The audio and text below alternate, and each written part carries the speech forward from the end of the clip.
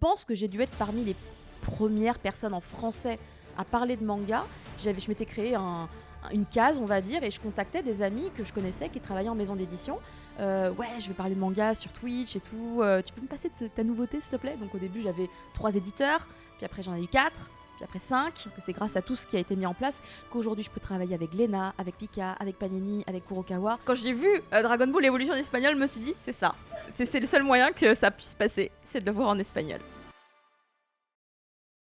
Caroline, merci d'être venue dans Pain sur la planche. Mais avec grand plaisir, merci beaucoup de m'avoir invité.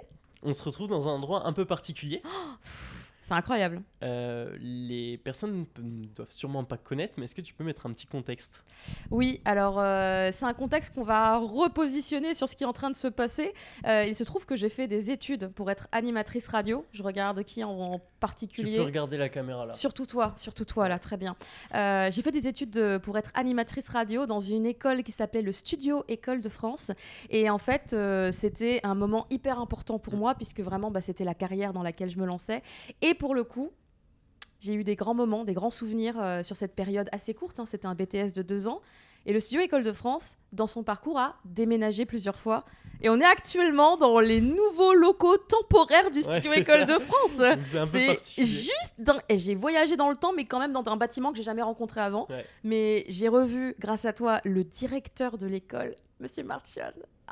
C'était incroyable de le revoir, parce que du coup, ça m'a ramené, c'est terrible à dire, mais ça m'a ramené 20 ans en arrière. C'était il y a 20 ans. C'est juste phénoménal. C'est fou, ça. Et tu vois, là, on est sur le Studio École de France, ça remonte à 20 ans. Ouais. Il y a quelque chose qui va être majoritaire dans cette interview et qui remonte à encore plus longtemps, c'est les mangas. Ah oui. Pour toi, ça commence, si je dis pas de bêtises, avec des Ranma 2000, des Nicky Larson. Alors ça dépend comment tu visualises la chose, parce que là pour le coup c'est des animés. C'est des animés, c'est des vrai. animés. Exactement. Car oui, mon premier contact avec le Japon et tout cet univers-là, ça a vraiment été avec le Club Dorothée, vraiment cliché. Mais le Club Dorothée, peut-être même la 5 aussi un peu avant. Je sais plus en termes de timing lequel est arrivé en premier, mais j'ai regardé tout. J'ai tout regardé, le gros package, avec tout ce qu'il y avait sur la 5, tout ce qu'il y avait sur le Club Dorothée, et ça a été le premier impact. Le premier impact avec ce contact et finalement ses habitudes, ses coutumes, ses manières de faire un peu différentes, mais qui avaient leur charme et qui m'ont vraiment contaminée sans que je m'en rende vraiment compte, car il a fallu attendre que je sois au lycée pour me replonger à l'intérieur avec l'arrivée de nouvelles diffusions d'animés, parce qu'en fait, pendant un moment, il n'y avait plus à la fin du Club Dorothée, et c'est le moment où moi, je suis entrée au collège, il fallait faire comme tout le monde, alors j'ai aimé les To Be Free, j'ai aimé tous les boys bands, etc., parce qu'il fallait, sinon vraiment, j'avais pas d'amis, et j'étais... elle est trop bizarre quand même, t'as vu, elle aime pas les mêmes trucs que nous. Donc, carrément. Ah ouais, non, j'étais mise de côté. Même déjà, rien qu'aimer les Spice Girls, j'étais mise de côté. Ah ouais? Je sais pourquoi t'aimes des filles? Je sais pas. Un modèle? Non, c'est trop compliqué au collège, c'est pas grave.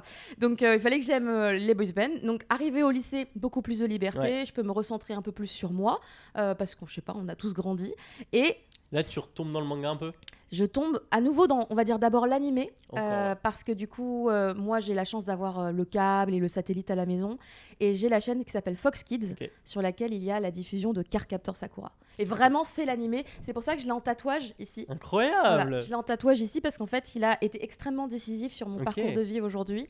Car sans cette diffusion, je ne sais pas si j'aurais pas choisi un autre chemin. Donc, il y a eu Cardcaptor Sakura, je suis replongée dedans et je suis vraiment devenue folle en fait. C'est-à-dire que je me suis plongée dedans, je me suis dit, mais oui, mais c'est le Japon. J'ai commencé à vraiment utiliser Internet, à faire des recherches, à comprendre le contexte. J'ai découvert le mot otaku. J'ai commencé à aller à des conventions. J'ai commencé à me plonger vraiment dans... À t'investir. Voilà, à me dire, en fait, j'aime ça, j'aime le Japon, j'aimais le quotidien qu'on voyait dans Cardcaptor Sakura, le fait d'aller à l'école, l'uniforme, préparer son petit repas. Enfin, ça avait l'air tellement paisible et tellement cool. C'était comme un autre monde qui, en fait, en vrai, peut exister, d'une certaine manière, puisque au Japon, il y a quand même beaucoup de choses qu'on voit dans les animés qui sont réelles. Et on peut vraiment reconnecter. Donc c'est à partir de là que j'ai commencé à regarder tous les animés qui étaient disponibles, aussi bien sur Canal+, sur Game One, sur toutes les chaînes en question.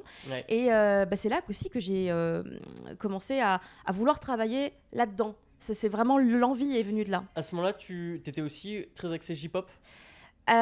Oui. En vrai, déjà... oui. Oui.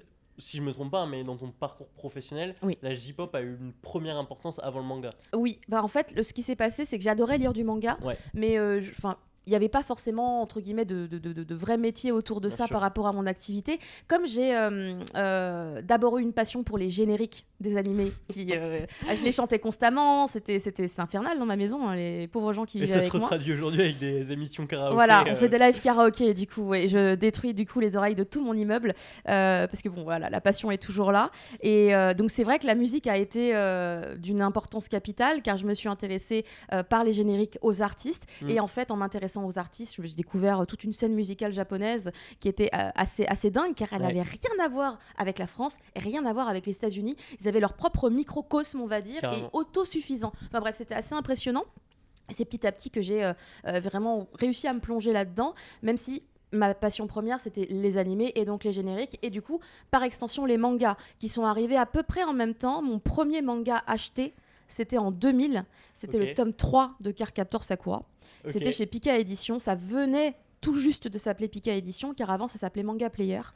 Et ça remonte de fou quoi. Et donc ça a été vraiment le moment où j'ai commencé à tout mélanger, dans le sens où j'ai fini mes études, je suis partie au Studec, du coup en studio École de France, et j'ai commencé à apprendre le métier d'animateur, chroniqueur.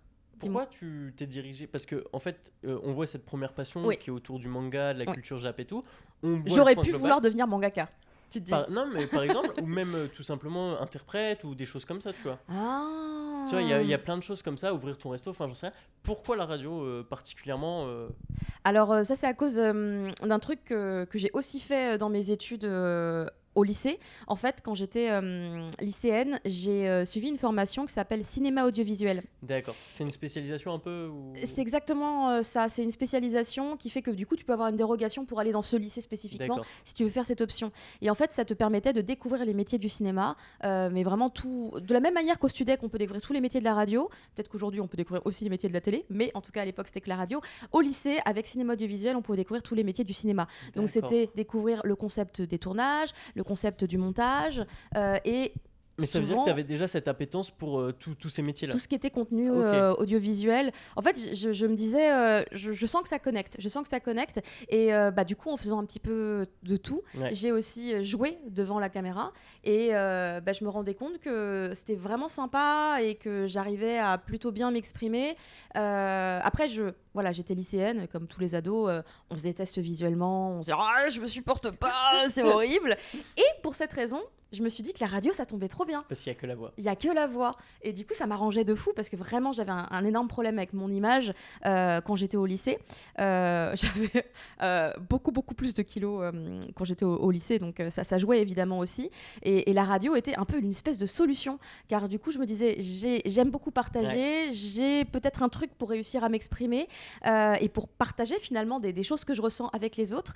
Peut-être trouver une voie dans ce sens-là et dans le meilleur des mondes réussir à partager cette passion que j'ai pour le Japon. Donc en partant par le studio École de France, qui était en plus un diplôme reconnu par l'État. Et ça c'est... ma mère elle a dit oui, ok, reconnu par l'État, très bien, tu peux, il n'y a pas de souci, vas-y ma chérie. Et du coup effectivement une fois que j'étais au studio École de France, j'étais un ovni. C'est-à-dire il y avait moi qui était là en train de faire des reviews de manga. Alors aujourd'hui pour la chronique, nous allons parler de ce manga. Un manga, c'est quoi un manga? On était vraiment à une période où il fallait que j'explique c'était quoi un manga. Mais ça se lit dans l'autre sens. Mais c'est trop bizarre. C'était un autre monde. Carrément. Après, en vrai, j'ai réussi à faire lire des mangas à des gens. C'est ta petite fierté? Ah ouais, très grosse fierté même. Il y a des gens, ils m'ont dit mais cette histoire, elle est trop bien. Mais j'adore. Et du coup, j'étais trop fière, tu vois. Je me disais, même les profs, en fait. On avait un prof qui venait de... Ah mon Dieu, c'était quelle radio? C'était pas le Move, mais c'était une radio jeune. On avait un prof qui venait de là, car on avait différents types de professeurs. Toutes les radios ne s'expriment pas pareil, n'ont pas le même public. Il y a des radios qui sont musicales, il y a des radios où on va vraiment plutôt avoir des discussions. Et il fallait qu'on apprenne un petit peu tous les tons. Ouais, c'est ça ce que j'ai demandé. Est-ce qu'il y a une voix de la radio? Il y en a plusieurs. Il y en a vraiment plusieurs. Et c'était vraiment un charme fou, car en fait, je me disais, mais je peux choisir ce que j'ai envie d'être finalement ou trouver là où je me sens le mieux. Et donc ça veut dire que, parce que les métiers de la radio, il n'y a pas que animateur. Non. Mais toi, tu voulais être animatrice. Oui, et alors je sais plus si c'est le cas aujourd'hui, mais quand tu es en première année au Studio École de France, tu fais un peu tous les métiers, Ouais. c'est-à-dire que tu vas être et animateur et journaliste et du coup technicien, Parce réalisateur. qu'il faut comprendre la chaîne de production, la chaîne Exactement, il faut être capable de comprendre un peu tous les métiers, de comprendre les postes des autres pour pouvoir travailler Bien en sûr. cohérence Ok. chacun ensemble. Et en fait, au-delà de ça, ça pouvait également déclencher des passions. Il y a quelqu'un qui était venu à l'école pour être animateur, Ouais. finalement, il est parti dans la voie journalistique. C'est ouf. Donc, ma mère, elle était à fond là-dessus. Elle était, non, Caroline, fais journaliste, c'est vachement mieux quand même. Ah non, s'il te plaît, tu veux pas être avocate, alors sois au moins journaliste. S'il te plaît. S'il te plaît. Bon, je l'ai pas écouté, j'ai suivi la voix de l'animatrice. Ouais. Parce qu'en fait, j'aimais bien le côté, en plus en radio, vraiment, c'est organisé. Tu vois, quand tu fais quelque chose qui va s'apparenter à une radio de type Radio France, en fait, vraiment, tu as l'animateur qui est central et puis tu as tous les autres qui sont autour, les journalistes, les chroniqueurs. Enfin, vraiment, c'est une petite équipe. Et en fait, tu es là et c'est toi qui, finalement, est un peu le chef d'orchestre Ouais, c'est et ça. qui donne le rythme. Et en fait, vraiment, j'aimais beaucoup quand on arrivait à vraiment entrer en cohésion avec les autres. C'était vraiment très sympa. Trop bien. Mm. Et là, ce côté chef d'orchestre, on y reviendra plus tard évidemment, mais c'est un peu ce que tu as avec le cri du mochi. En vrai, c'est quelque chose qui se retrouve vraiment là-dedans. Ça vient vraiment de ce que moi j'ai vécu du coup par rapport à mon parcours, parce que c'est vraiment pas le plus simple. Ouais. Le plus simple aujourd'hui pour n'importe qui veut se lancer dans de la création de contenu, c'est d'être en solo. C'est d'être en solo, de se concentrer vraiment sur soi pleinement. C'est comme ça que les gens en fait décollent. Son personal branding, tout ça. Ah mais complètement. Aujourd'hui, c'est vraiment ça qui marche. Et c'est vrai que au-delà du fait d'avoir fait de la radio et d'aimer ce côté travail en équipe, j'avais aussi fait par la suite No Life, Ouais. qui aussi, à sa manière, était un énorme travail d'équipe. Même si j'animais seule beaucoup de contenu, c'était jamais toute seule en fait, que le produit fini arrivait à diffusion. Donc j'avais toujours cette idée de faire des choses avec d'autres, parce que dans ma tête, à plusieurs, on est plus fort. Et en fait, on apprend mutuellement Ouais. les uns des autres et ça nous enrichit beaucoup. C'est vraiment comme ça que je le voyais. Mais c'est vraiment super, super dur parce qu'entre gérer les plannings de chacun, des fois, les petites différences, ah oui, machin, il a dit ça, du coup, c'est vraiment comme à l'école un petit peu des fois. Donc des fois, voilà, il y a des conflits, il faut gérer de l'humain en fait. C'est très compliqué. Bah, dès qu'il y a de l'humain qui rentre en compte, Ah ouais. c'est tout de suite plus dur. Mais après, c'est génial, hein. Le Cri du Mochi, le BL Café, c'est des aventures qui durent depuis quelques années maintenant. Et c'est très cool, mais c'est vrai que c'est très difficile à maintenir à flot. Surtout avec ce rythme. Ah ouais, le rythme a beaucoup changé, du coup, il n'a cessé d'évoluer. Ouais. J'ai eu une période dans ma vie où je travaillais pas encore pour Glénat. On faisait carrément 2 mochis par semaine. Ah bah Et j'étais là, motivée.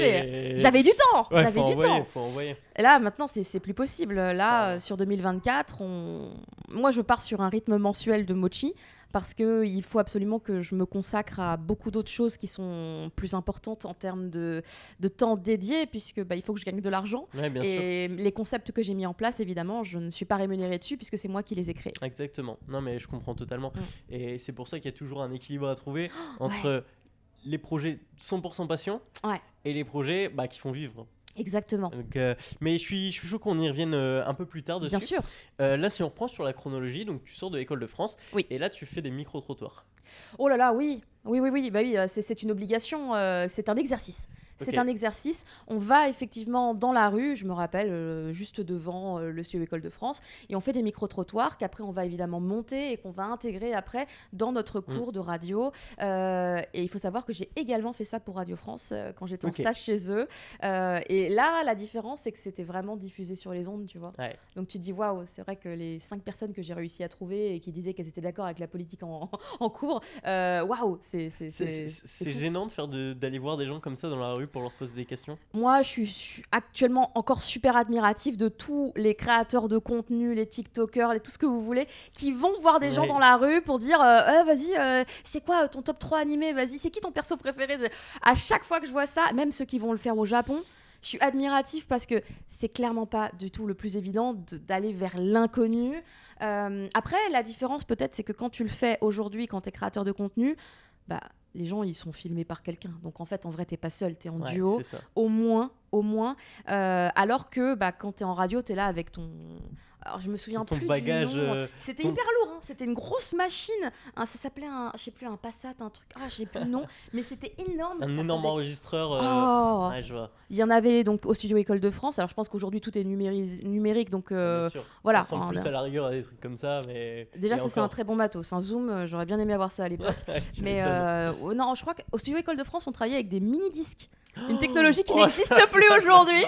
Mais Oh, j'ai quel cauchemar. j'ai encore des mini-disques avec mes travaux à l'intérieur. C'est vrai. Ouais, ouais, Il y a ouais. des archives de ça. Ouais, Ah là là. ben, j'ai mes maquettes de Radio France aussi. Quand je travaillais à Radio France, j'ai mes maquettes d'émissions que j'ai fait quand j'ai travaillé.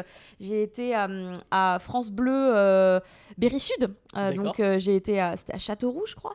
J'ai voyagé un peu. Châteauroux. Ouais, et du coup, c'est là que j'ai découvert un peu la France parce que j'étais jeune en fait. En vrai, j'étais jeune et j'avais jamais trop voyagé. J'étais toujours restée chez moi. Est-ce que tu es originaire de De la région de la parisienne. région parisienne? Ok. Voilà, j'ai des origines un peu partout dans le monde, mais ma famille s'est centralisée dans la région parisienne globalement, donc j'étais jamais trop partie. Et, là, j'ai appris la vie. Hein, j'ai fait oh là là, faut que je me lève. Et quand tu fais justement des choses comme ça, Ouais. il y a beaucoup de refus, non? Le micro-trottoir Ouais. Ouais. Il y a beaucoup de personnes qui sont pas- Faut accepter le. Ah, laissez-moi tranquille. Vraiment, les gens qui vont être hyper désagréables, qui vont. C'est pas contre toi en fait. Ouais, en fait, ils sont pressés. Après, bah, c'est juste des gens. Enfin, ça dépend. Enfin, faut pas pouvoir le prendre pour soi, mais c'est vrai que c'est toujours difficile car tu dis, bah, je vais devoir affronter ça. C'est évident que je vais devoir affronter C'est ça. ça. Des fois, t'as des gens gentils, mais ouais, il y a vraiment de tout et c'est pas simple. Après, un peu plus tard, tu rejoins une grosse étape de ta vie. Ouais. No Life. No Life qui est arrivé pendant mes études de japonais. C'est ça. C'est par mes études de japonais que No Life est arrivé. D'accord, donc tu rejoins l'école qui s'appelle L'INALCO. l'INALCO, exactement. Donc c'est Oui. l'Institut des langues orientales, je crois que c'est quelque chose comme Exactement ça. ça. Pour une formation qui dure entre 3 et 5 ans en fonction de la personne. Mais, En vrai, j'y étais partie pour un diplôme qui s'appelait le DULCO. Ouais. C'est en 2 ans, c'est l'équivalent d'un BTS. Sauf que bah, pendant que j'étudiais, le DULCO a disparu. Il y a eu une réforme. Ouais, c'est ça. Et ils se sont dit non, maintenant, si tu veux un diplôme, c'est licence. Je Ouais. fais ok, licence. Ça m'arrange. La notation était beaucoup plus simple. Ok. Ça m'a arrangé.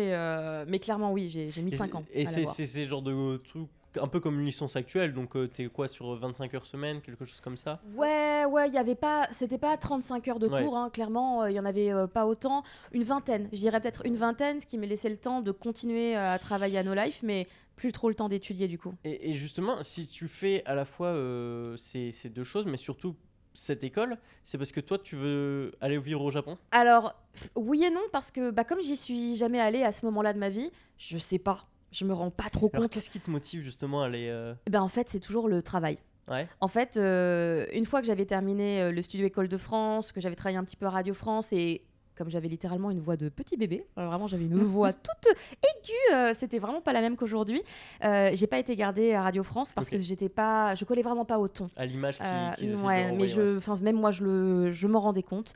Après j'ai jamais retenté de frapper à la porte, mais clairement ça n'a pas pu continuer. De là je me suis dit il faut pas que je perde, donc je me suis mise à faire des petits podcasts depuis chez moi. Ok. Parce que j'avais le logiciel, j'avais un PC, j'avais La un petit formation. micro, j'avais la formation. Donc je me suis mis à faire des podcasts qui parlent de musique japonaise. Comme Je par faisais hasard. des classements, le classement toute ma vie, j'ai eu des classements. Je faisais le classement des chansons du Top Oricon, c'est un classement très populaire au Ok. Japon.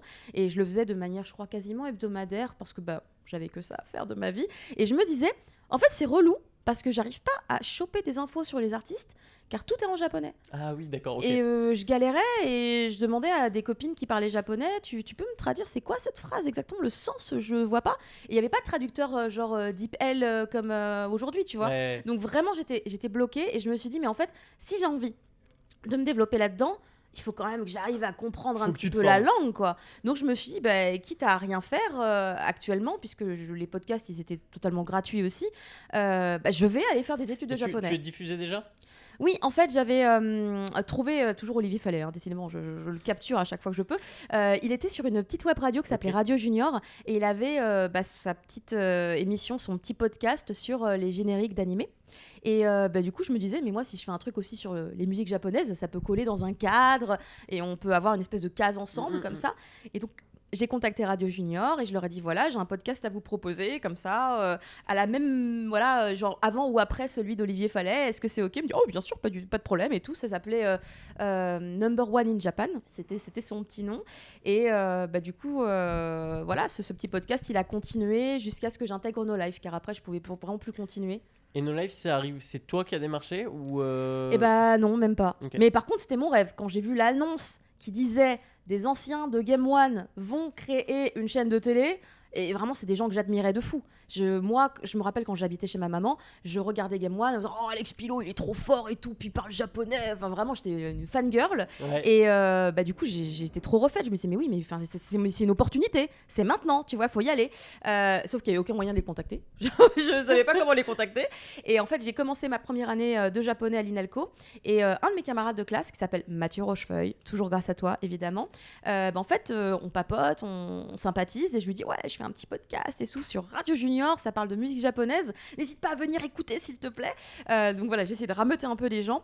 Et il me dit, au bout de quelques mois, écoute, en fait, je travaille sur un projet d'une chaîne de télé qui s'appelle No Life. Je tombe à la renverse.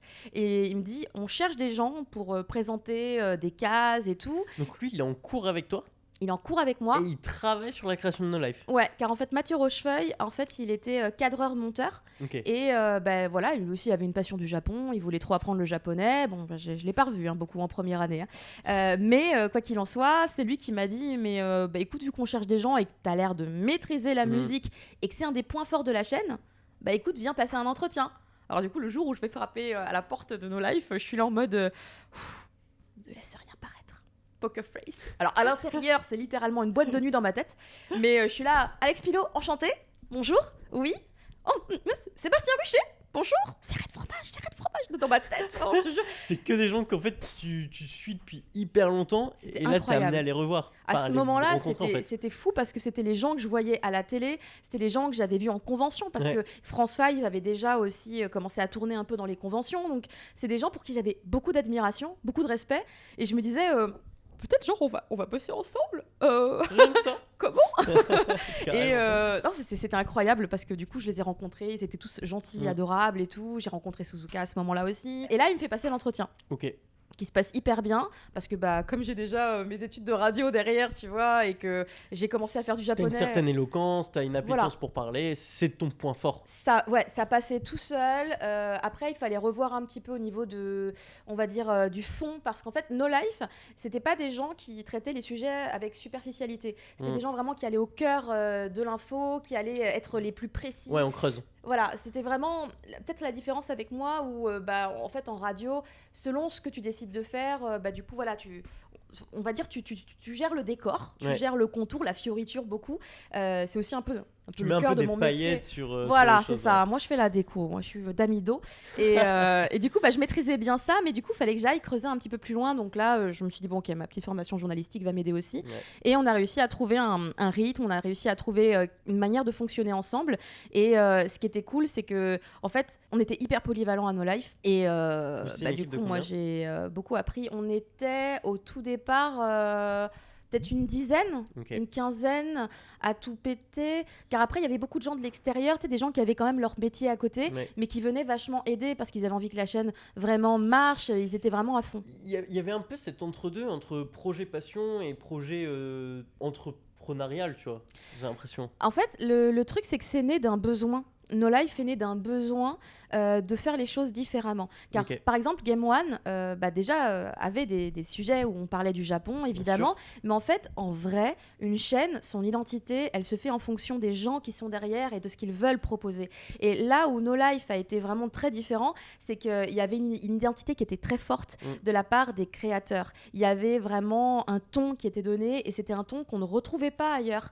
Et par exemple, No Life est né en 2007 et il y a des chaînes de télé qui ont dit c'est un non-événement, on s'en fout littéralement, ne nous en parlez pas. Le petit il va vite disparaître. Littéralement, c'est ce que les gens disaient. Après, ils n'avaient pas tort dans le sens où une chaîne complètement indépendante sans un grand groupe financier derrière, c'est toujours compliqué. Ce qu'il faut voir ça, c'est que quand tu vois, il y a une genre de carte des médias qui reprend un peu toutes les chaînes de télé et tout appartient à un groupe. Mais c'est ça. c'est la véritable indépendance n'existe quasiment pas. No Life, c'était assez exceptionnel de ce point de vue-là. Et No Life a réussi à tenir avec cette indépendance pendant de longues années. Et pour moi, c'est déjà une performance en soi. Après, j'étais jeune, donc si je gagnais pas beaucoup d'argent... tu pouvais vivre moi, avec pas beaucoup d'argent, sans j'étais souci. chez ma maman ou chez ma mamie. Ça allait, j'avais pas de projet de vie. J'étais pas en train de me dire Mais je vais acheter ou je sais pas. T'avais quel statut toi au sein de No Life? J'étais animatrice. Je veux dire, t'étais salarié, t'étais Alors j'ai été pigiste. pigiste. J'ai été D'accord. pigiste pendant un moment. J'ai été pigiste jusqu'à Ski en Kama qui arrive dans le parcours. Car de là, j'ai eu des petits CDD. Ok. Et quand je suis partie vivre au Japon, après en 2010, pareil, c'était des petites piges. Et quand je suis revenue, par contre, je suis passée CDI. Avec Auto ou rien à voir? Oui. C'est avec Auto que t'es passé CDI? Auto, et je faisais aussi une autre émission qui s'appelait Auto X, qui était mensuelle et on incluait tous les reportages dedans. Et Auto, c'était quoi? Auto, c'était Pour mettre un peu de contexte. Hein, c'était une rubrique. Alors pour moi, c'était une émission à part entière, mais du coup, elle s'inscrivait dans une autre émission plus grande qui s'appelait 101%, qui était une quotidienne. Et il y avait des espèces de rubriques à l'intérieur qui faisaient entre 5 et 10 minutes. Des fois beaucoup plus, hein, ça dépend vraiment des rubriques. Moi, j'étais le jeudi. Moi, j'étais une des rubriques du jeudi. Donc, il y avait un programme. C'était bien pensé aussi. Tout filait droit. Et du coup, Auto, j'ai pu le continuer en allant vivre au Japon. C'est ça qui est fou. Ah, c'est fou. J'avais un pote qui m'aidait à filmer pour que je sois pas toute seule. Et on passait des super moments parce qu'on allait se balader à plein d'endroits et on faisait des petits plateaux. Et ça veut dire que tu faisais les interviews, donc la captation, etc., l'animation sur Auto? Oui. Et le montage aussi? Alors, sur Auto tout court, qui était dans 101%, non. Il y avait Non, un monteur qui était dédié depuis le tout début. Ça, c'est cool. Ouais. Et on a vraiment travaillé main dans la main sur cette émission. En même temps, il était trop talentueux. C'est Rémi Argot qui travaille aujourd'hui beaucoup avec Davy Mourier. Et c'est pour moi l'un des meilleurs monteurs de cette planète. Rémi Argot, il était fabuleux. Ouais. Il avait toujours des bonnes idées. Et vraiment, il était très, très fort. Après, c'était très mécanique. Hein. Auto, c'était un enchaînement. Fallait produire. Mais après, quand je suis partie au Japon, je prenais plein de petites images de rush et en fait il faisait des petits montages sur de la musique pour mettre un peu dans l'ambiance, ce qu'on pourrait retrouver aujourd'hui littéralement en Reel ou en TikTok, tu vois. Et tu vois, il y a un truc qui me fait poser des questions, c'est Oui. que tu travailles pour une entreprise. Oui. Tu changes de pays. Ouais. Et tu peux continuer à travailler pour eux. C'est une chance unique. Et comment c'est arrivé? C'est-à-dire que toi, t'es arrivé, t'as dit, ok, j'ai cette envie-là d'aller au Japon, j'ai une idée d'émission, ou c'est eux qui se sont dit, bon, il y a peut-être un truc à faire En fait, moi, j'avais... partir au Japon, c'était une évidence qu'un jour j'allais le faire au moins pour découvrir le pays. D'ailleurs, ça s'est fait. Hein. Je suis partie une première fois en 2009 pendant un mois. C'était un voyage assez dingue. D'ailleurs, ça a donné l'ouverture d'un blog. Oui, c'est vrai. Et puis, c'est un fantôme ce blog aujourd'hui. Mais effectivement, s'il y a des gens qui retrouvent ce blog, écoutez, vous allez voir tout ce que j'ai vécu lors de mon premier voyage. Et encore, je crois qu'en vrai, j'ai pas tout posté. Ah ouais. Je crois qu'à chaque fois que je pars quelque part longtemps, je poste le premier jour, le deuxième jour, le troisième jour, et après, j'ai plus le temps. Et après, il n'y a plus rien. Après, je retrouve des photos dans mes disques durs et tout. Je fais, oh, c'est vrai que je suis partie là. Mais comme je ne l'ai jamais posté, j'avais oublié, tu vois, parce que c'est un souvenir qui est resté finalement un peu enfermé. Mais du coup, moi, j'avais le projet de partir au Japon faire 1 an. Ouais. Parce que tous mes camarades de fac l'avaient fait en fait. C'est un peu ça, c'est que quand tu es dans une école ou dans un environnement, comme les personnes le font, c'est un peu normal de le faire aussi. Mais oui, en fait, tu dis, oui, en fait, ils ont raison. Enfin, je vais finir mes études, je vais obtenir ma licence, je dois consolider mes connaissances. Quoi de mieux que d'être sur place dans le pays, en fait. Et du coup, c'est quoi? C'est un visa vacances-travail? Exactement, c'est le Working Holiday qui, donc, alors j'ai oublié les conditions, je sais plus jusqu'à quel âge, mais il y a un âge limite pour le faire. Il y a un âge, je crois, il y a une certaine somme à payer, il y a des choses comme ça. Alors, il faut prouver que tu as une certaine somme sur ton compte en banque. Comme ça, tu peux repartir dans ton pays. Exactement. Tu peux repartir en fonction des pays, ça change, etc. Ouais. Donc, il faut vraiment se renseigner par rapport à ça. Mais c'est vraiment la solution pour avoir un séjour long. Il n'y a pas... y a pas d'autre moyen. Tu vas pas te marier pour... voilà. C'est un peu extrême après. C'est un peu extrême, hein. Moi, je recommande pas. Mais pour le coup, oui, si tu veux passer plus de 3 mois dans le pays... Ouais. T'es obligé. C'est vraiment, en plus, avoir le droit de travailler, en fait, c'est ça aussi. Bah, du coup, moi, j'ai pu travailler là-bas et c'était assez... En fait, ça s'est hyper bien goupillé parce que l'année où j'ai finalisé ma licence, donc tout le monde savait à No Life que j'étais en train d'avoir mon diplôme, là, gambale. Suzuka qui m'aidait de fou pour mes examens, elle me faisait répéter des trucs à l'oral, elle me faisait réviser énormément de trucs, elle a vraiment été d'une grande aide dans l'obtention de ce diplôme. Ah non, vraiment, je pense que sans elle, j'y arriverais pas. Du coup, ce qui s'est passé, c'est que moi, j'avais ce projet du coup de partir à la fin. Tout le monde savait que je partais, et donc c'était déjà à moitié en discussion entre nous que Otto continuerait pendant que je serais au Japon. Mais le truc, c'est que on avait un partenaire qui s'appelait TSS, une boîte de production. Ouais, TSS. Ils sont basés à Hiroshima. Et en fait, c'est une boîte de production française ou japonaise ? Japonaise. D'accord. Elle est ralliée en fait à Hiroshima Telebi, qui est donc Fuji Telebi, donc une très grosse chaîne de télé. Et en local, c'est Hiroshima Telebi, donc à Hiroshima. Et en fait, eux, leur boîte de prod, elle nous produisait des émissions qui s'appelaient Japan in Motion. D'accord. Fameux Japan in Motion. Et, qui était sur No Life. Qui était diffusé sur No Life. Et le concept, c'était un petit peu d'avoir des gens qui se baladaient dans la région autour de Hiroshima et faire découvrir des trucs. Alors, au départ, c'était beaucoup des étrangers. Ils avaient un projet, il y avait, je sais plus, des anglo-saxons qui se baladaient, donc c'était plutôt sympa. Et il y avait vraiment pas de moquerie en plus, tu vois. C'était pas le Japon pointé du doigt comme un truc trop bizarre et chelou, comme on pouvait le voir sur plein d'autres chaînes de télé. Ah ouais, c'était beaucoup ça à l'époque ? Ouais, on pointait vraiment, c'est le côté très... Typique, qui montrait que le festival du pénis ou je sais pas quoi, et il disait, ah, c'est ça le Japon. Voilà, exactement. Ou alors, oh, t'as vu, ils ont des bars à câlins, c'est vraiment des pervers. Enfin, c'est vraiment de manière très sensationnaliste, parce que du coup, ça fait du bruit, tu vois. Ça cadre l'info sur ce qui est un peu bizarre. Et là, ça montrait des choses différentes et originales, mais qui n'étaient pas trop bizarres. C'était juste, voilà, le petit festival, là, il y a un petit café qui fait des crêpes en forme de lama. Enfin, tu vois, j'invente un peu, mais c'est vraiment des trucs... Plus de la vie quotidienne, un peu. Oui, mais surtout du tourisme. C'était quand même du tourisme, on voulait faire découvrir la région. Et donc, eux, ils apprennent que moi je pars au Japon et ils me disent mais viens à Hiroshima en fait et tu vas animer Japan Emotion. Donc j'ai animé 7 émissions de Japan Emotion, donc 7 numéros, c'était 7 jours en voyage avec eux pour parcourir du coup un peu la région. C'était particulièrement intense, c'était vraiment le Jeanne et Serge de la télé. Ah ouais. Parce que c'était tu vois le coach dans Jeanne et Serge un peu. J'ai jamais regardé. Ah, t'as jamais regardé ? Sur Midi Ça va parler à des gens. Il y a longtemps, tu vois. Ouais, c'est un peu intense. C'est allez, faut y aller. C'est vraiment. Ah oui, il y a pas de. Ça envoie. Tu sais, la vie shonen du. C'est pas on t'encourage pour faire mieux, c'est on te presse comme un citron, car on se dit que ça va forcément déclencher une réaction dans le bon sens. J'étais en mode ah oui d'accord, je pensais pas vivre un truc de dessin animé dans ma vraie vie. Ah donc tu courais tout le temps.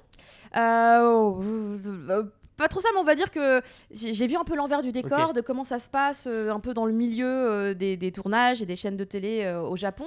Après, je pense qu'il y a de tout et que moi, ce que j'ai vécu, c'était un peu particulier, mais je suis contente de l'avoir vécu. Il y avait des choses qui étaient vraiment pas simples du tout, mais c'est une expérience qui clairement joue aujourd'hui sur ce que je fais. Et en vrai... Japan Emotion, ça reste aujourd'hui une émission très liée à mon activité, car c'est à travers ma société que j'ai créée qu'on la diffuse, non plus sur No Life, car No Life n'existe plus, mais sur J1. D'accord, donc avec Raccoon... Fantastic Raccoon, ouais. Fantastic Raccoon. Exactement. Donc c'est un peu fifou de se dire qu'encore aujourd'hui, finalement, je suis en contact avec eux. Et en plus, je suis allée au Japon récemment, donc je suis allée à Hiroshima pour aller rencontrer les gens, et j'ai rencontré des gens qui m'ont connue à cette époque-là, qui sont aujourd'hui en charge de l'émission, mais qui n'étaient pas à l'époque, ils étaient genre stagiaires ou je sais pas quoi. Ouais. Et donc c'était trop rigolo, on s'est beau la gueule, non c'est pas beau la gueule, avec modération, et on était là en mode oh le bon vieux temps et tout, on était là en mode c'était il y a plus de 10 ans quand même, hein. Oui, vous n'avez pas changé, oui, effectivement. Et en plus, si je me trompe pas, donc tu avais cette partie production et tout, donc qui est déjà une charge de travail, mais en plus de ça tu travailles dans un restaurant.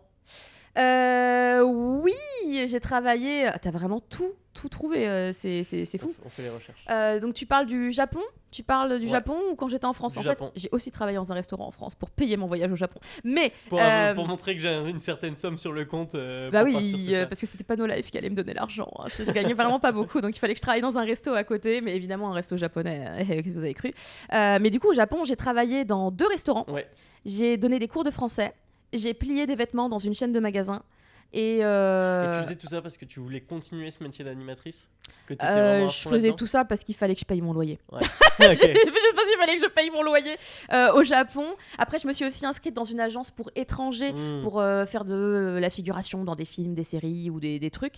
Donc j'ai eu l'occasion de faire un petit peu de figuration en tournage, mais ça m'arrivait que 2 fois dans l'année parce que quand C'était ils pas veulent une source de étrangère, revenus, fiable, quoi. quand ils cherchent une étrangère, ils cherchent une blonde. Hein. Ils Ouais. cherchent pas une brune, hein, clairement. Donc moi, je faisais pas du tout étrangère. En plus, comme je m'habillais comme les japonaises, je me faisais la frange et tout. De dos, il y en a qui me prenaient pour une japonaise.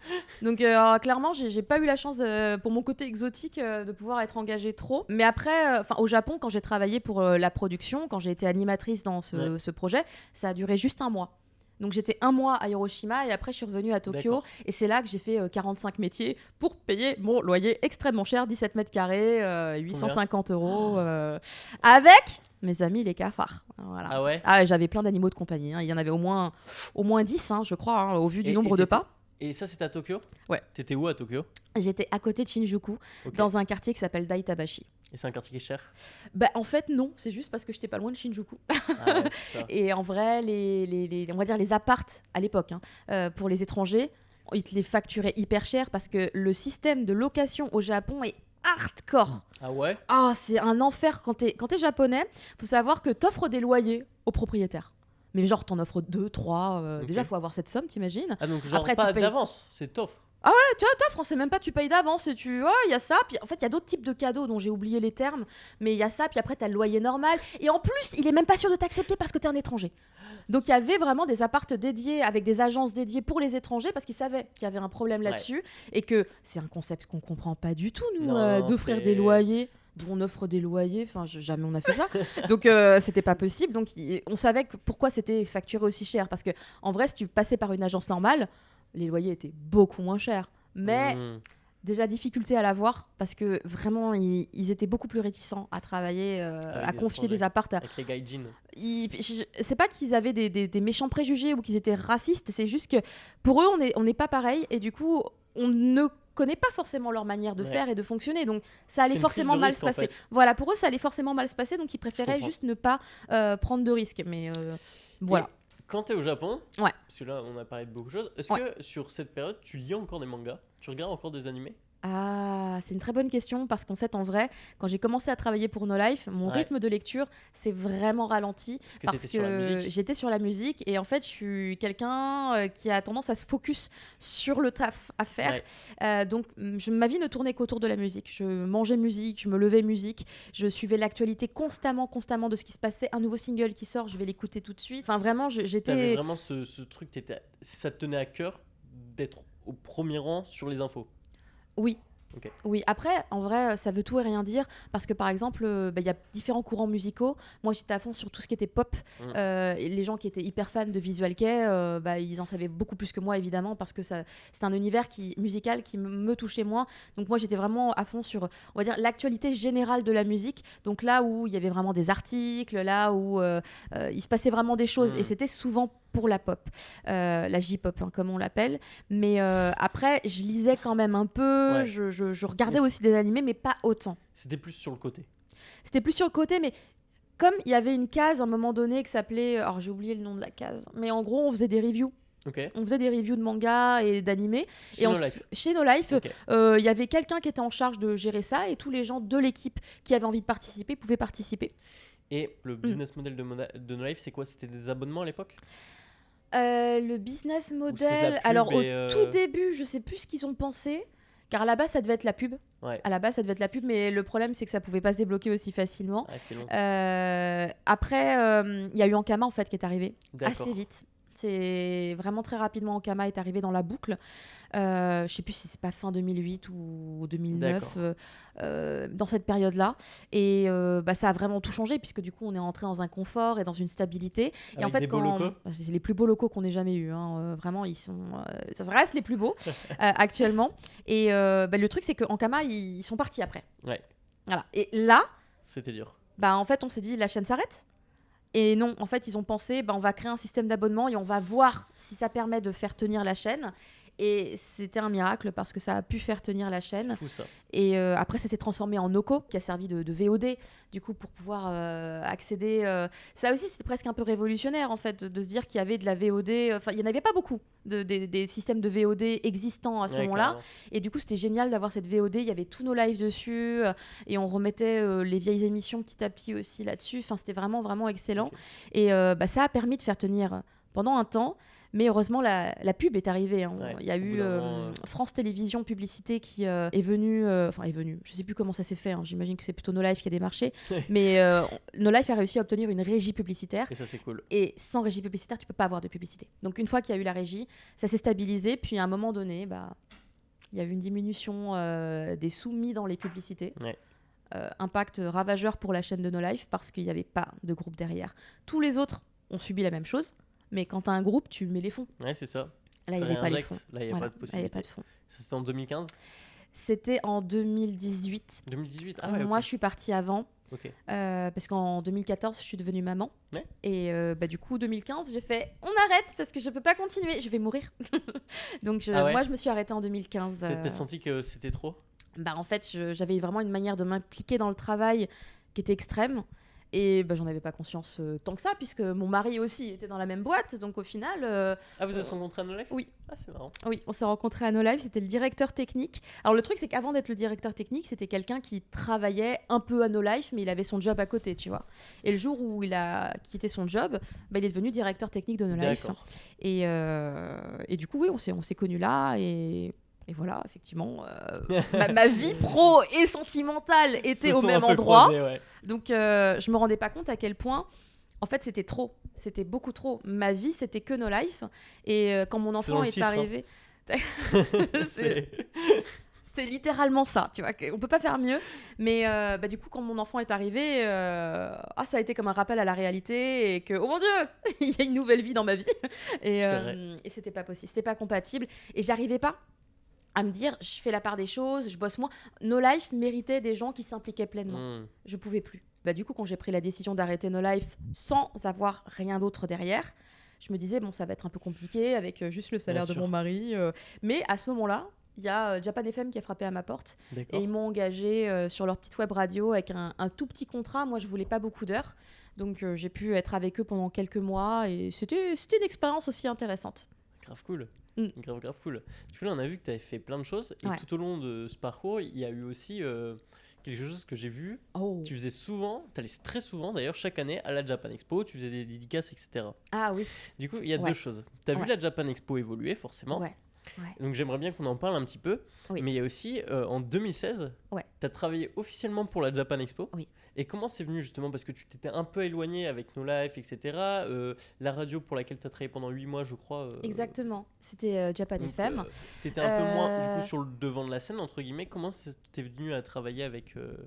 Et en fait, Japan Expo, au-delà du fait que c'était un peu la convention que j'aimais de tout mon cœur depuis que j'étais jeune, en fait, j'y suis allée effectivement tous les ans depuis que j'ai intégré No Life. Ouais.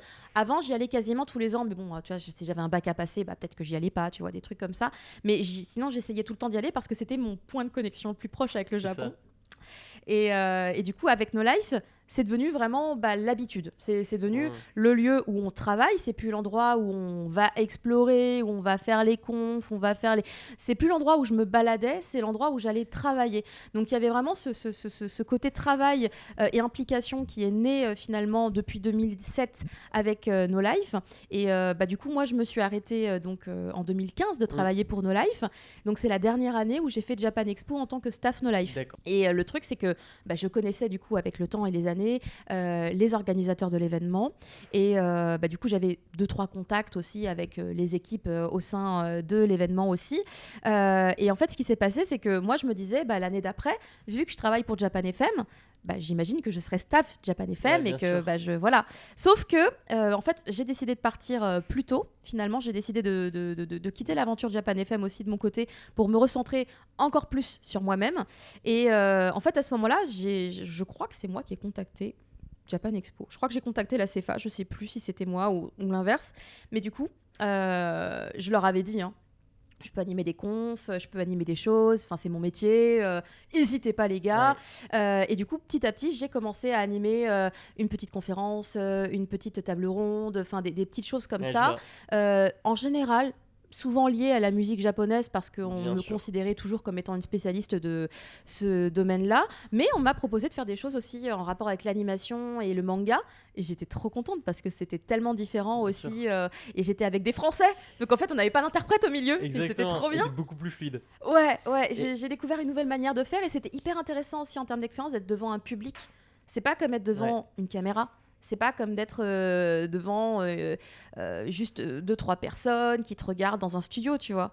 Là, tu as une réaction immédiate. Donc là, je pensais à tous les humoristes qui font du stand-up et tout. Je me dis, ouais, je vois là, le gars qui est en train de manger son burger, l'autre qui est en train de regarder son téléphone. Et justement, sur ton blog, tu avais mis sur une des premières scènes que tu avais animées que tu étais hyper stressé, mais que ça s'est hyper bien passé. Juste à la fin, tu te rappelais plus. Enfin, c'est genre comme un... T'as plus de souvenirs visuels, quoi. Ah, bah c'est possible parce qu'en fait quand on va vivre des expériences un peu nouvelles, même si on se dit non mais quand même je peux le faire, j'ai les compétences, on a forcément tu sais le stress, mais le bon stress. C'est même avant de monter sur scène. Tu l'as encore ce stress ? Oui et non. En fait, ça dépend de ce que j'ai à faire. Si c'est des choses où je me dis, bah j'ai déjà, enfin c'est vraiment littéralement c'est un copier-coller d'un truc que j'ai déjà fait, je vais avoir plutôt une excitation à ce que ça démarre. Si c'est quelque chose où il y a des grandes implications, je peux encore avoir ce stress parce que en fait, j'ai envie que ce soit bien fait et qu'il y a une potentielle variable dans ma tête où à tout instant il peut y avoir un souci. Ça peut être indépendant de ma volonté, mais quand même souvent, de par l'expérience, en fait l'expérience rassure énormément.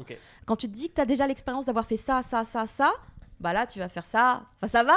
En fait c'est comme ça que ça fonctionne vachement.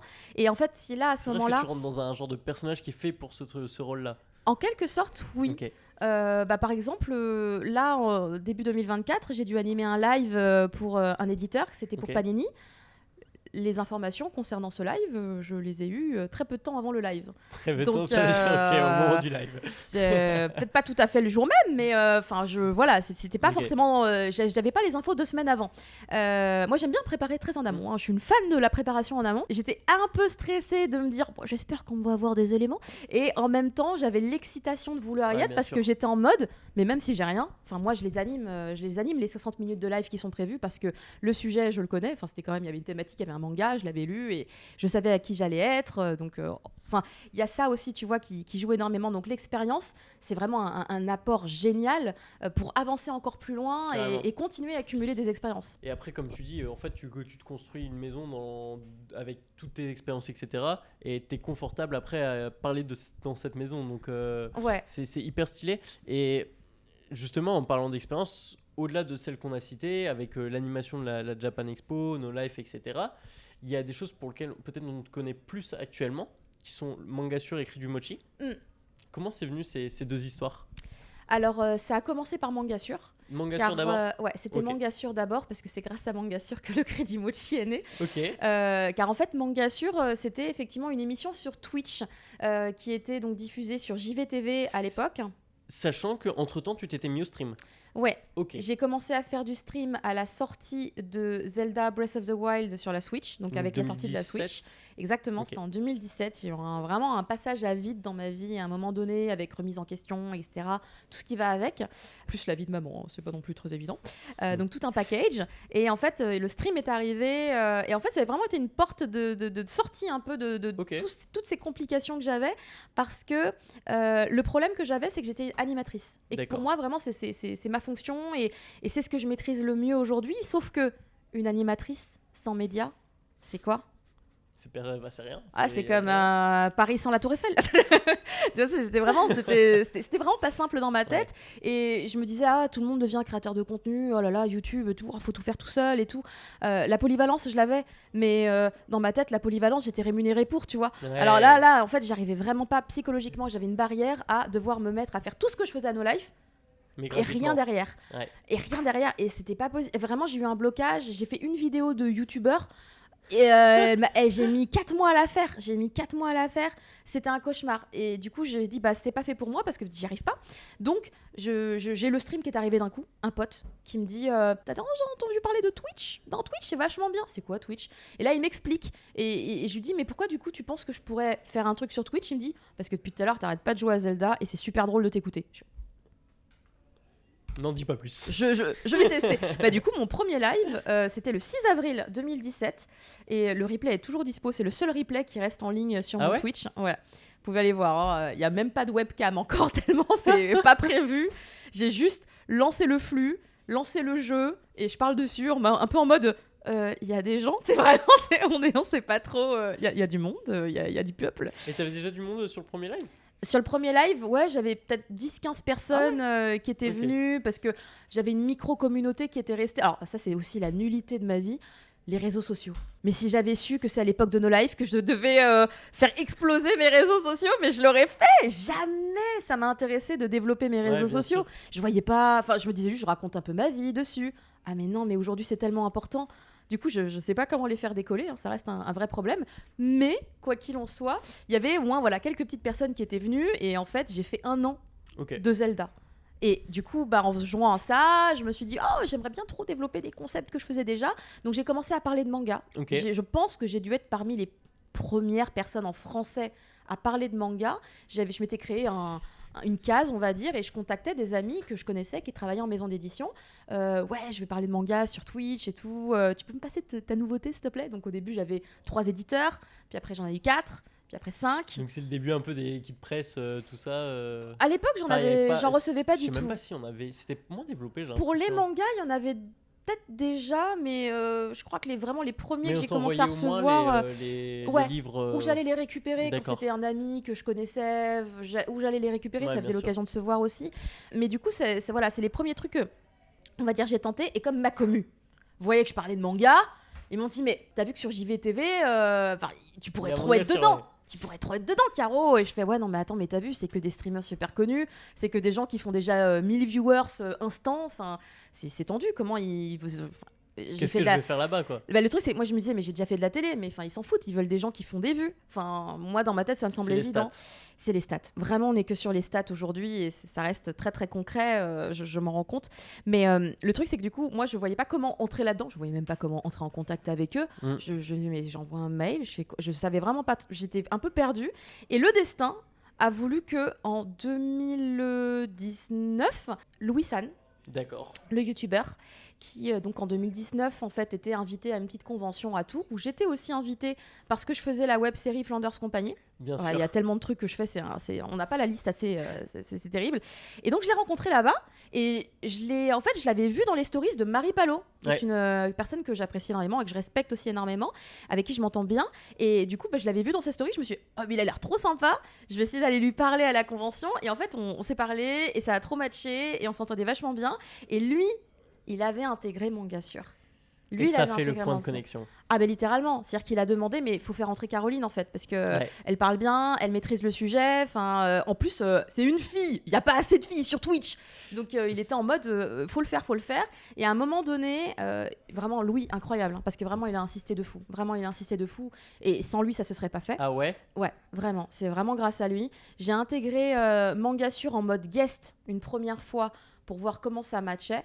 Et depuis, je suis pas partie. C'est fou ça. Ouais. C'est combien de temps là? Je suis restée. 4 ans, 5 ans je crois que la première émission, c'est genre novembre 2019, un truc comme ça, ou octobre, ou un peu avant peut-être, je sais plus exactement, mais je sais que c'était en 2019. Et du coup, jusqu'à maintenant. Après, ça tourne, tu vois. Les chroniqueurs, ils tournent un petit peu, mais j'ai été dans beaucoup d'émissions et c'était génial en fait de revivre des choses en plateau. Après, ça restait vraiment différent. C'était pour moi beaucoup d'expérience à développer parce que j'avais pas comme les autres trucs qui étaient carrés et tout, tu vois. Là, il fallait faire différemment. Il fallait laisser du temps aux autres. Il fallait trouver un rythme avec la parole des autres. Et puis, en plus, il y avait le chat. Enfin, vraiment, c'était très nouveau et j'adorais, en fait, ce que j'étais en train d'expérimenter. Donc, c'était extrêmement enrichissant d'avoir Mangasure dans mon expérience. Et puis, ça faisait complètement le sens avec ce que tu faisais sur Twitch à côté, quoi. Ça faisait une belle passerelle. Mais totalement. En fait, c'est vraiment le moment où je suis passée de presque anonyme sur Twitch avec ma petite commu, mais comparée à d'autres, vraiment, je suis une anonyme, à je suis dans un cadre vraiment reconnu. Parce qu'en plus, après, ça a été sur le stream, donc c'était d'autant plus impactant. Et c'était génial, du coup, pour mon image. Et il y avait plein de gens dans ce milieu qui me connaissaient aussi de No Life. Donc en fait, ça donnait l'impression de reconnecter un petit peu des choses. Le monde est petit, hein. Mais en vrai, il y a trop de gens qui connaissaient No Life, qui avaient travaillé avec des gens de No Life. Donc vraiment, c'était des cercles qui se refermaient constamment.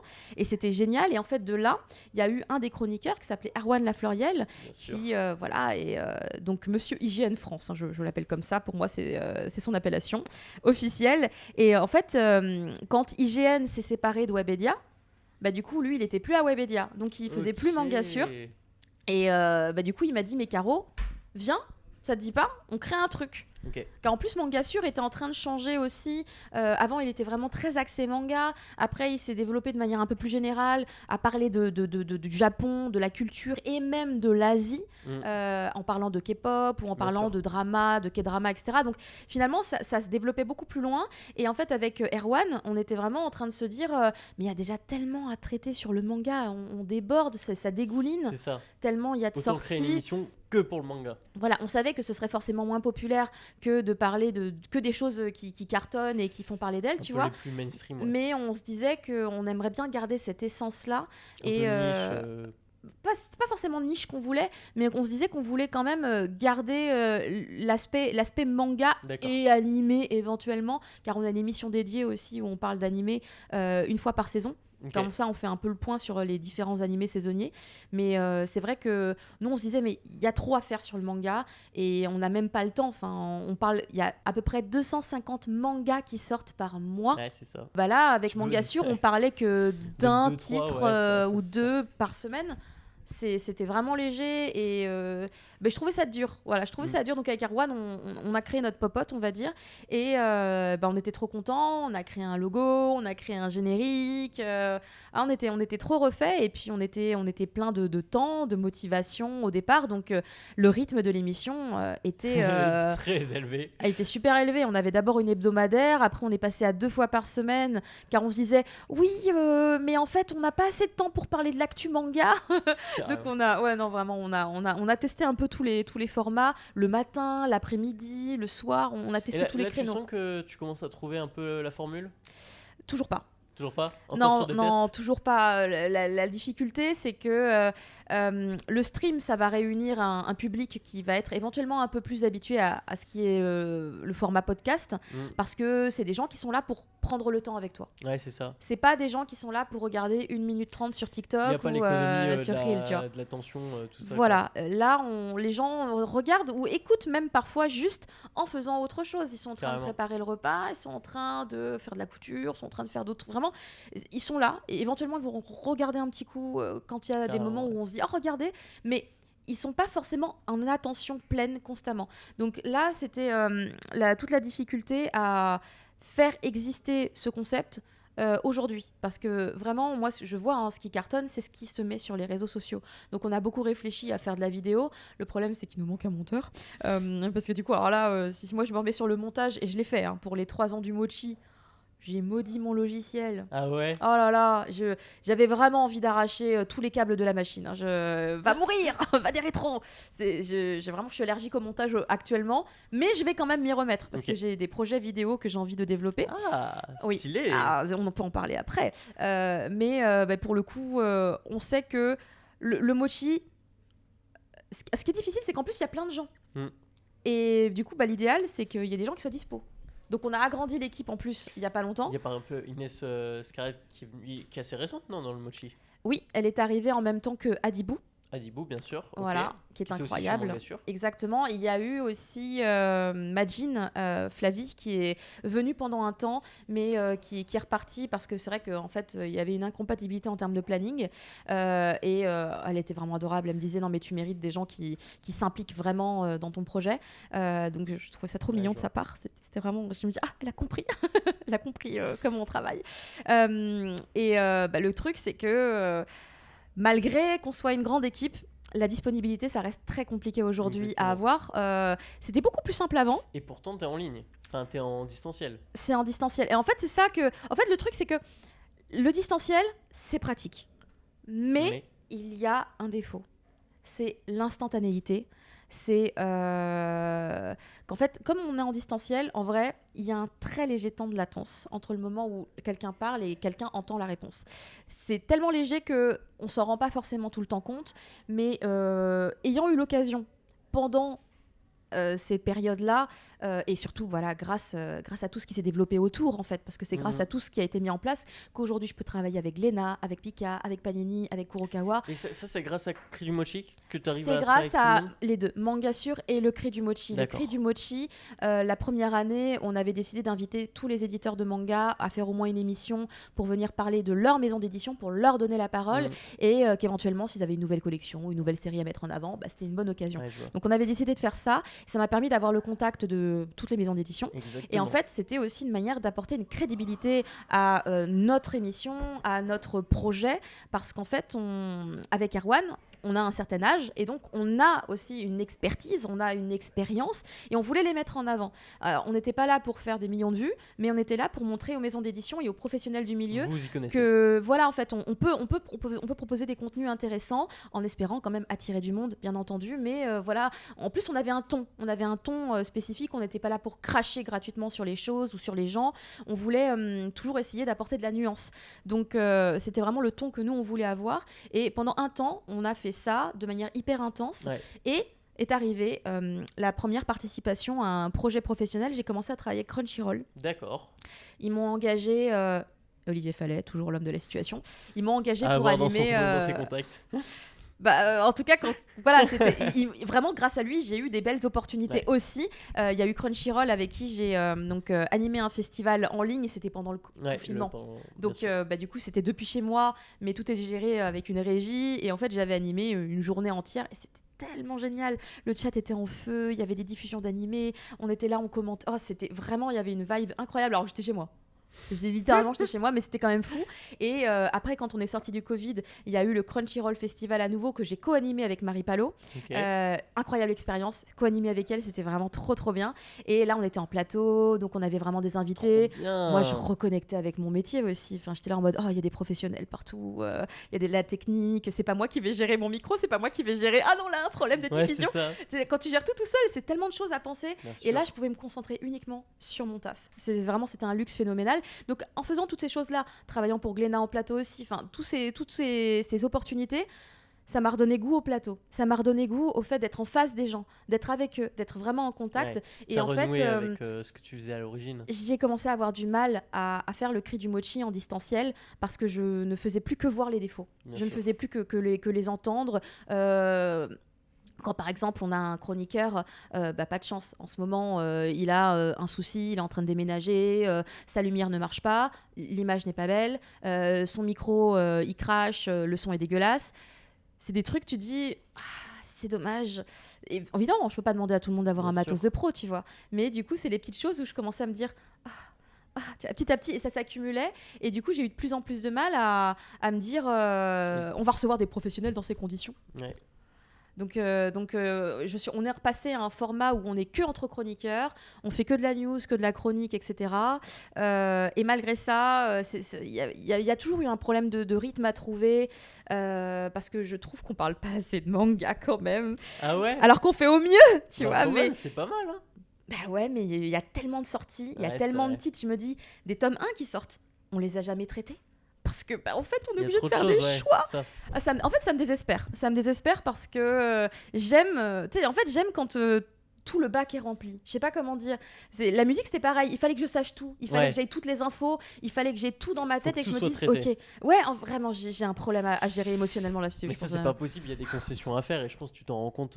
Mais c'est pour ça que là, actuellement, en 2024, on part sur un rythme mensuel du Cri du Mochi. Et après, il y a le BL Café aussi. Alors là, c'est encore pire que mensuel. Parce que du coup, là, j'ai encore moins de temps pour ce projet qui était à la base un projet entre amis, qui était un podcast au début d'ailleurs. Ah ouais, c'est toujours disponible. disponibles. Les 5 épisodes qu'on a fait en audio pur sont toujours dispo. En fait, on pouvait plus se voir à cause du Covid. D'accord. Du coup, on a commencé à le faire sur Twitch. Ok, ça a du sens. Sauf qu'après, du coup, le fameux problème du micro, on n'a pas le même micro chacun chez soi. Donc, et tu vois, il y a une question qui me vient quand on voit que tu travailles avec Glénat, tu l'as dit, Panini, Le Cri du Mochi, Manga sur Belle Café, enfin, il y en a des émissions. Ouais. Ça se prépare. Oui. Comment tu prépares tes émissions ?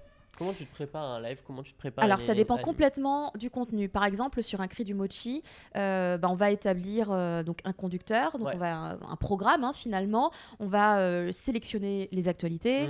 On va choisir qui parlera de telle actualité, en espérant qu'après le chroniqueur en question fasse son taf. Moi, ça m'arrivait, étant celle qui préparait tout pendant un temps avant d'avoir une assistante qui m'a aidée pendant une période. C'était moi qui préparais tout, donc c'est moi qui arrivais un cheveu sur la soupe. Mais comme j'avais tout préparé, c'est moi qui avais tout vu. Un peu tout. J'avais parfois les infos en tête, donc j'avais pas besoin de rédiger. Et je me disais, putain, heureusement que j'arrive à faire ça. Parce que des fois, il y avait des actus, je me prenais exprès les plus simples. Genre, annonce de nouvelles licences, c'est l'artiste machin, on le connaît déjà car il a fait truc. D'ailleurs, rappelez-vous, on avait déjà parlé d'eux là. Enfin bref, voilà. Tu vois, il y avait une facilité. Quand c'est pas cheveux sous la soupe, comme tu dis, ça veut dire que tu rédiges ce que tu vas dire ? Bien sûr. D'accord. Ah, complètement. Tu notes des points clés ou vraiment un texte ? Alors, ça dépend. Si l'info est tricky, je le note vraiment une phrase complète avec des virgules et des points.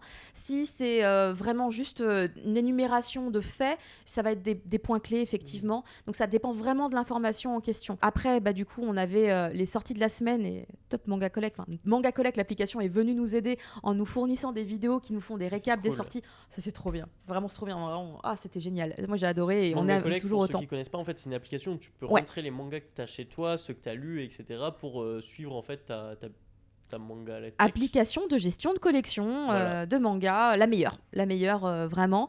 Et après on avait les reviews qui étaient aussi une partie extrêmement centrale, car là on allait donc donner notre avis, notre ressenti sur les séries qui viennent de sortir ou qui viennent de se terminer. Et ça peut-être c'est un peu moins écrit puisque c'est du ressenti. Ça dépend. T'écris quand même non mais les ça sujets dépend. que tu veux aborder, mais tu vois, faut que les mots choisis soient comment dire, ils paraissent spontanés. C'est important, je pense, non ? J'ai envie de te dire oui et non, parce que comme je viens de la radio, on écrit tout en radio.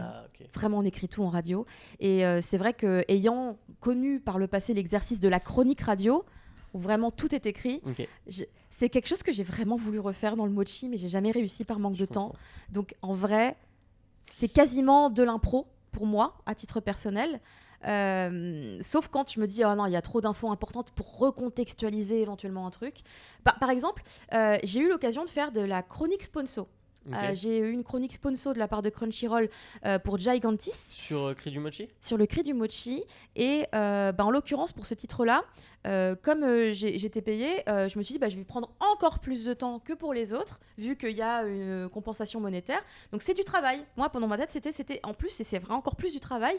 Donc je suis allée chercher la carrière de l'artiste, la carrière du romancier, puisque c'était adapté d'un roman. Je suis allée voir le blog du mec. Tu as vraiment fait ton travail de recherche, de journaliste. Vraiment une investigation de haute volée pour comprendre le contexte de la création de ce titre. J'ai découvert qu'il y avait des adaptations. Enfin, vraiment, il y avait tout un contexte autour de la création de ce manga, en plus de parler juste de ce manga. Et je trouvais intéressant que les gens le sachent, qu'en fait, qu'ils comprennent un petit peu pourquoi, du coup, ce manga se présente de cette manière-là et pourquoi on raconte ça, quelles sont les différences éventuellement qu'on peut avoir par rapport à tel autre truc, etc. Donc, j'avais vraiment trouvé ça intéressant de le faire et de prendre le temps, du coup, de le faire là où je l'aurais pas fait pour d'autres, parce qu'on va vraiment juste, effectivement, plutôt se concentrer sur le ressenti, car c'est plutôt là-dessus. Oui, ça dépend toujours de la finalité que tu veux mettre là-dessus. Là, il y avait quand même le côté professionnel qui était vachement présent, parce que sponsor, etc. Alors, la différence, c'est qu'il y a des gens qui s'imaginent que parce que c'est sponsor, je vais dire c'est génial. Alors qu'en fait, dans tous les contrats que j'ai eu l'occasion de faire, il n'y en a pas beaucoup, il y en a 2 ou 3, dans tous les contrats chroniques sponsor que j'ai eu l'occasion de faire, il y a toujours, c'est impressionnant, en plus les gens ne savent pas, il y a une clause qui indique qu'on doit parler honnêtement du titre. Et dans les chroniques comme ça, c'est quoi ? C'est tu vends un coup par 1000 ou c'est ce que tu vends en tant que sponsorisation ? C'est le fait d'en parler pendant un temps. En fait, il y avait un temps dédié et donc j'avais préparé du contenu pour que ça dure ce temps-là. D'accord, ok, je comprends. Entre guillemets. Et après, la passion, je suis toujours une espèce de passionnée, donc même je déborde un peu en souvent du temps prévu, parce que je me dis, il y a tellement de choses à dire finalement, c'est tellement intéressant réellement. Après, vraiment, ça dépend aussi du sujet, mais Gigantis, j'étais trop refaite, parce qu'il y avait vraiment un contenu super pertinent et intéressant autour de l'œuvre. Et même la thématique était hyper intéressante. Enfin, le trait était trop beau parce que l'artiste est trop fort. Donc non, c'était très cool en fait de faire aussi ça, parce que dans ma tête c'était faire ce que je faisais déjà ailleurs, mais dans mon chez moi finalement, dans mon petit projet à moi. Donc cool. ouais, moi j'aimais beaucoup en fait. Pour moi c'était quelque chose qui rentrait totalement dans le cadre de ce que j'avais pratiqué avant, tu vois.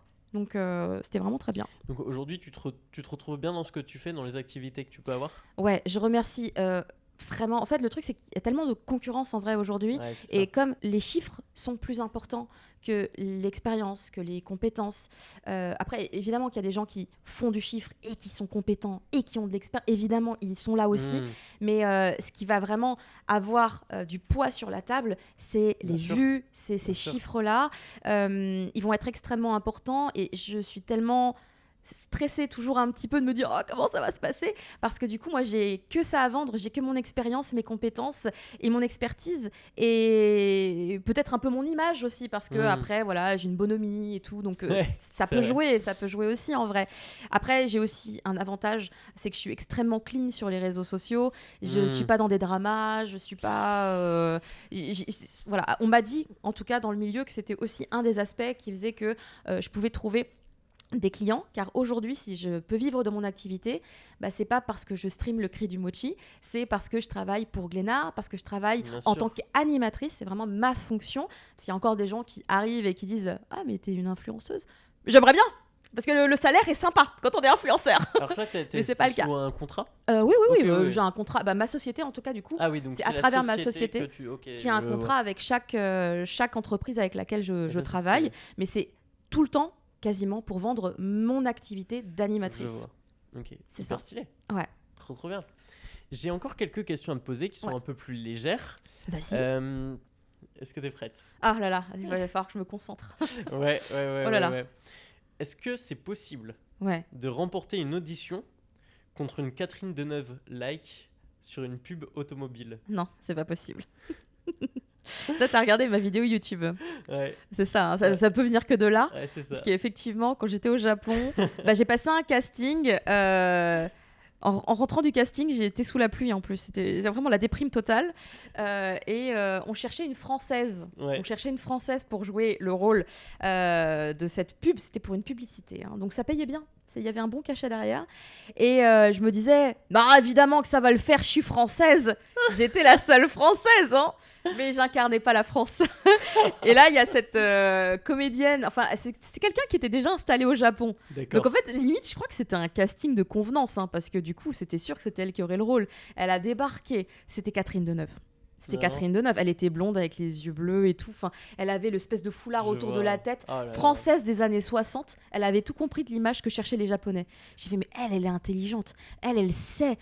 La meuf, elle s'est ramenée. Il y avait sa maman et elle était là avec son fer à boucler et tout pour se faire les boucles de française des années 60, tu vois. Et alors que moi, j'étais arrivée avec mes cheveux lisses et puis mes fringues qui faisaient pas parisiennes du tout, tu vois. Donc c'était foutu. Donc on peut pas. Trop bien. Là, je vais te poser des questions en mode tu préfères. Ok.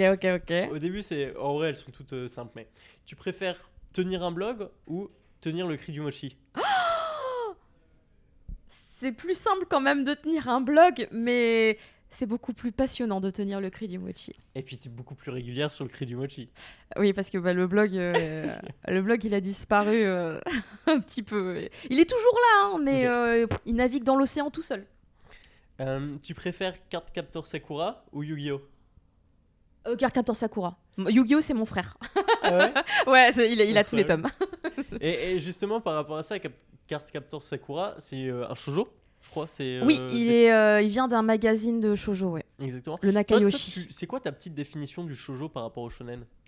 Alors le truc c'est qu'il y a une vraie définition, hein, puisqu'en fait il s'agit d'une cible éditoriale juste. En France on a tendance à s'en servir comme une espèce de catégorie, alors qu'en fait c'est très tricky, je trouve, d'employer ces termes en plus en France, car au Japon ça a du sens parce qu'ils sont liés à des magazines, et en vrai les magazines ils ont tous des thématiques. Exactement. C'est ce qui fait que un magazine shonen, en fait il y en a de toutes sortes. Il y en a qui vont être spécialisés dans les histoires qu'avec de la magie, d'autres avec que des aventures épique. Après, t'as le Jump emblématique, tu vois, qui lui est vraiment extrêmement à part. J'ai parlé avec des mangaka, ils m'ont dit non, mais le Jump, c'est pas du manga, c'est le Jump, c'est pas pareil. Ah oui, d'accord. Même chez les mangaka, c'est. Non, mais vraiment. Et le shoujo, c'est pareil. Le shoujo, il y a vraiment toutes sortes de magazines. Tu le définirais comment, à titre personnel? Moi, je le définirais comme étant ce qu'il est, c'est-à-dire une cible éditoriale qui va se diriger au moment de la création de l'histoire vers un public féminin en essayant d'imaginer ce qui peut plaire à un public féminin, ce qui peut l'attirer.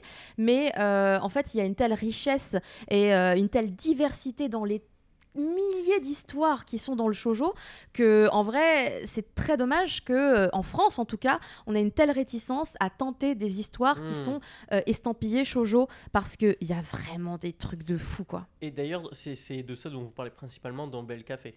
Dans le BL Café on parle de BL, de Boys Love, le Boys Love, mais c'est totalement lié au shoujo parce qu'en fait le Boys Love est né du shoujo. Voilà, c'est parti de là. Et du coup là spontanément, tu conseilles un shoujo, t'as 3 secondes. 1, 2, 3. Oh, Cardcaptor Sakura. Ah, ok. Ah non, c'est la base. C'est la base. J'aurais pu dire Nana, qui est mon autre tatouage sur le bras, mais on verra peut-être jamais la fin. Donc, non. Tu préfères Nicky Larson, MacGyver ou Indiana Jones? C'est trop dur, je les aime tous les trois. c'est les mecs dont j'étais amoureuse enfant. Les trois. Ouais. Oh là là, quel cauchemar. Nicky Larson quand même. Nicky Larson quand même. Donc très contente que l'auteur il soit venu à la Japan Expo. Ouais, j'ai pas malheureusement j'étais trop occupée, j'ai pas du tout pu. Ah, mais pas du tout, j'ai même pas pu voir l'expo ni rien, c'est terrible. Mais je suis une grande fan de son travail évidemment et Nicky Larson, aussi bien City Hunter, c'est une œuvre incroyable vraiment. Ok, trop bien. Tu préfères faire l'INALCO en 3 ans ou l'INALCO en 5 ans? En toute honnêteté, j'aurais préféré finir ça en 3 ans. Ça aurait été mieux. Mais je n'ai pas eu cette possibilité. Mais franchement, si j'avais eu les compétences pour mener aussi bien No Life et l'INALCO en 3 ans, j'aurais choisi 3 ans. Vraiment, ça m'aurait simplifié les choses. Et je vais te poser la dernière. Ouais. Tu préfères regarder Dragon Ball Evolution en français ou en espagnol? Oh non, en espagnol, 1000 fois. Vraiment, c'est une expérience sociale à vivre. Il faut le faire. Vous mettez plein de gens, vous bourrez vous buvez du jus de pomme, voilà. Et du coup, vous regardez. Non, mais en espagnol, c'est incroyable. Ah ouais? Oh, c'est trop bien. Moi, j'ai adoré. Je mords de rire tout le temps. Alors, le truc, c'est que peut-être. Comme je suis bilingue espagnol, tu vois, déjà je rigole parce que je comprends et que je me dis ça n'a pas de sens. Mais moi j'ai connu en fait les animés en espagnol aussi, parce que je suis beaucoup allée au Pérou et au Pérou ils nous ont pas attendus. Au Pérou il y a des vrais otaku de fifou. Non mais c'est la folie. Là-bas c'est une religion Dragon Ball. Non, si tu te rends pas compte, il y avait la diffusion des épisodes, tout était en espagnol, tous les génériques japonais étaient tous rechantés en espagnol et très bien chantés d'ailleurs. C'est un peu incroyable. Non. Trop de talent en Amérique latine, vraiment les gens se rendent pas compte. Et du coup, j'avais déjà toutes ces voix en espagnol. Tu vois, Dragon Ball, hay que encontrar las bolas. Non, mais c'est fou, tu vois. Je savais Goku, ¿dónde estás? ¿Qué estás haciendo? Et du coup, vraiment, quand j'ai vu Dragon Ball Evolution en espagnol, je me suis dit, c'est ça. C'est le seul moyen que ça puisse passer, c'est de le voir en espagnol. Incroyable. Moi, je vais arriver sur les 2 questions qui sont classiques du podcast que je pose à tout le monde. Ok. La première, c'est une recommandation qui peut être lecture, vidéo, film, peu importe. Un truc qui t'a vraiment impacté dans ta vie, tu vois, ou quand tu as vu, tu dis ah ouais, ok, ça m'inspire, tu vois. Il y a effectivement alors une série qui a fait un peu basculer ma vie dans une direction que j'imaginais pas du tout. Okay. C'est le jour où j'ai regardé pour la première fois l'animé sur Crunchyroll qui s'appelle Yuri on Ice. Okay. Yuri on Ice, qu'en fait avant cet animé, il faut savoir que tout ce qui était yaoi, BL, Boys Love, je n'en avais aucun intérêt, ça ne m'intéressait pas, même j'étais réticente. Ouais, j'étais réticente. Complètement, mais vraiment complètement. Et en fait, en le regardant, ça a vraiment bousculé quelque chose dans mon cœur, dans mon âme. Et en fait, je me suis retrouvée à aller rechercher finalement tous les contenus qui s'apparentaient à du Boys Love et à consommer du Boys Love, à entrer vraiment dans cet univers et à le comprendre parce qu'en fait, je ne le connaissais pas. J'étais réticente parce que je ne le connaissais pas.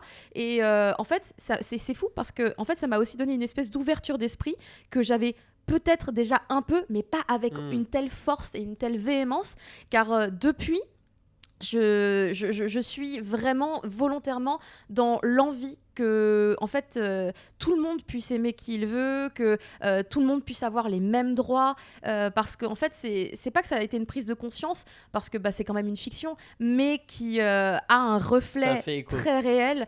Et en fait après évidemment quand je suis partie dans tout ce qui est boys love, on est quand même beaucoup dans de la fiction liée à du fantasme féminin, mais il y a quand même beaucoup de titres qui sont de plus en plus réalistes et qui sont proches aujourd'hui de vraies problématiques de la société. Et en fait, c'est à travers du coup finalement ce déclic que j'ai eu de Yuri on Ice que aujourd'hui on est avec beaucoup d'ailleurs dans la revendication pour que tout le monde puisse en fait être à la même hauteur que les autres, tout simplement. Trop bien. Et ça nous amène sur la dernière question du podcast, et après on fera un petit clap de fin. Ok. Un conseil pour l'auditeur. C'est un conseil sur ce que tu veux. Un conseil ? Ouais, un conseil de vie, d'animateur, de ce que tu veux. Si je pouvais te donner un conseil, de manière globale, ça fait peut-être un peu bateau, mais quand on a des projets, quand on a des rêves, quand on a des ambitions, c'est tellement, tellement facile qu'il y ait des gens qui soient là pour vous dénigrer, pour vous écraser, pour vous rabaisser, pour vous humilier, pour vous faire sentir plus bas que terre.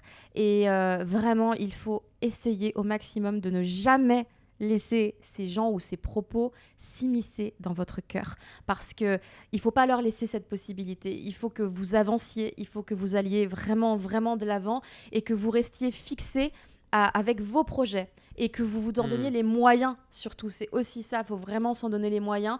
Je dis pas que ça réussira forcément à tout le monde, mais que si on s'en donne pas les moyens, en tout cas c'est clair que ça n'arrivera pas et ça ne se fera pas. C'était un beau message de fin, c'est stylé. Merci beaucoup. Un clap de fin. Allez.